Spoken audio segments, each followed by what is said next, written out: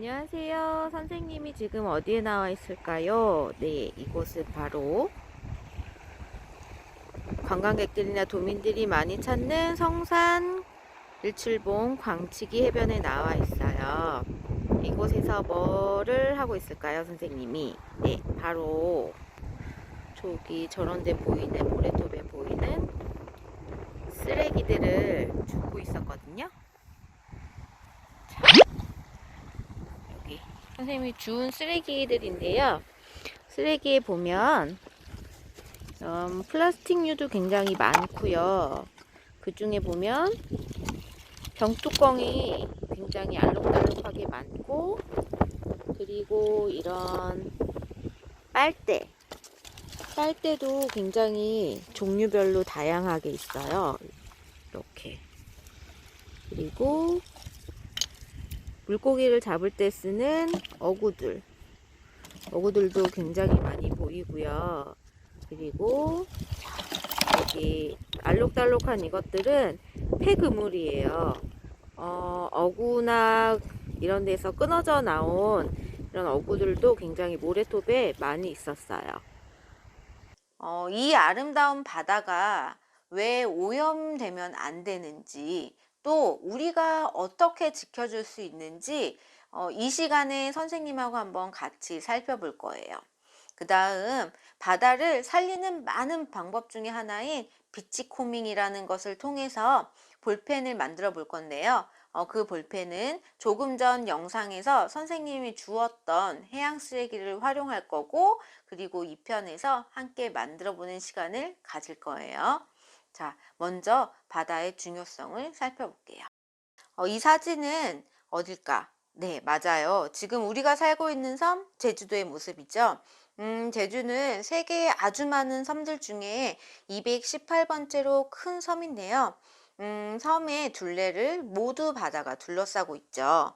그래서 바다에서 나는 각종 먹거리, 바다와 관련된 직업, 바다를 이용한 관광산업 등이 아주 많은 곳인데, 제주도는 이처럼 다른 지역과는 다르게 바다와의 관계가 매우 중요한 곳이에요.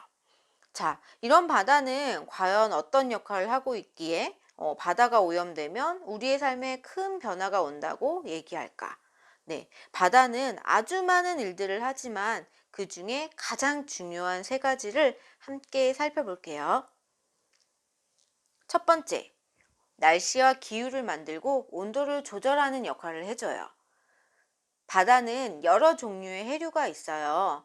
사진에 보이는 해류들이 있는데, 이 해류는 바다의 흐름을 말하는 것은 알고 있겠죠.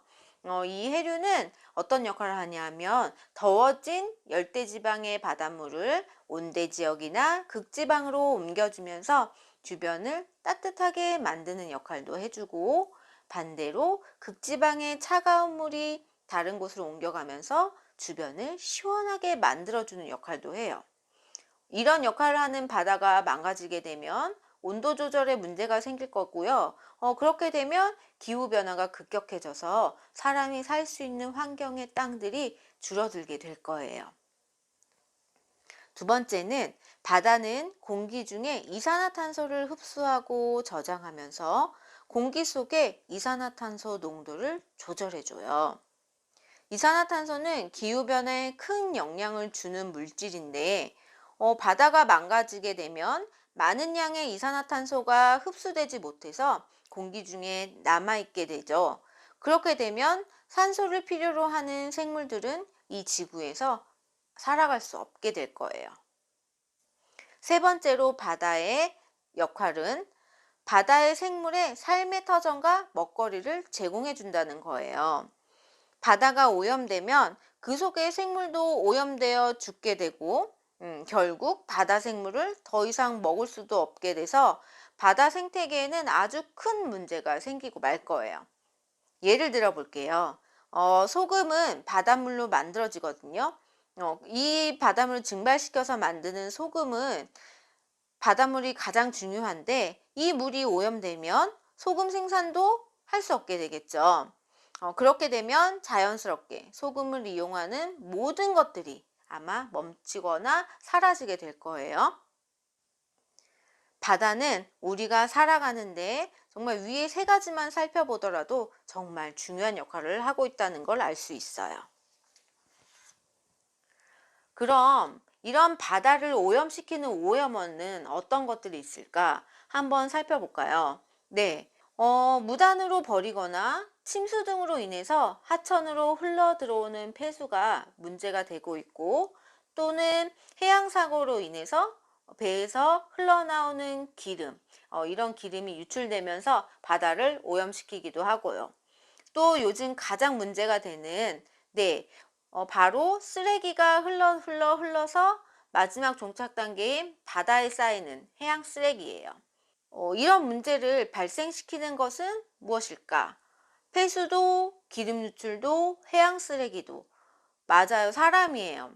사람이 만들고 버렸던 오염원들이 돌고 돌아서 결국에는 다시 우리 사람에게 돌아오고 있다는 사실. 음, 그럼 이런 문제를 해결할 수 있는 것은 또 무엇일까? 이것도 바로 우리 사람이 할 수 있는 역할이에요. 자연은 스스로가 파괴되거나 망가진 곳을 정화할 수 있는 자정 능력이 있기는 하지만, 이런 환경을 복구하는 데는 시간이 아주 많이 걸리는데, 이런 시간을 줄일 수 있도록 사람들이 도와줄 수 있겠죠. 자, 그럼 이렇게 사람이 도와줄 수 있는 바다를 살리는 실천, 작은 실천에는 어떤 것들이 있을까? 우리 한번 잘 생각해서 몇 가지 적어보도록 할까요? 내가 할 수 있는 아주 작은 일들, 그리고 실생활에서 정말 내가 지킬 수 있는 일들, 한번 곰곰이 생각해보고 적어보도록 할게요. 자, 다 적어봤나요? 어려웠던 친구 있어요? 아주 작은 일들인데. 선생님이 어떤 걸 썼는지 한번 들어볼래요?